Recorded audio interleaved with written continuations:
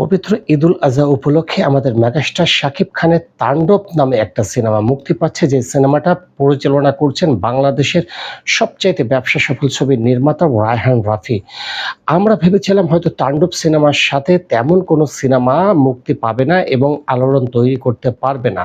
তবে আমাদের ধারণা হয়তো ভুল প্রমাণিত হচ্ছে, কারণ সঞ্জয় সমাদ্দার পরিচালিত, শরীফুল রাজ এবং মোশাররফ করিম অভিনীত ইনসাফ সিনেমা ইতিমধ্যে দর্শকদের কাছে কিন্তু ব্যাপক কৌতূহলের সৃষ্টি করেছে। বিশেষ করে শরীফুল রাজের ফার্স্ট লুক পোস্টার এবং মোশাররফ করিমের ফার্স্ট লুক পোস্টার যখন রিভিল হয়েছে, তখন থেকে এই সিনেমাটা নিয়ে কিন্তু দর্শকদের মাঝে ব্যাপক একটা কৌতূহলের সৃষ্টি করেছে।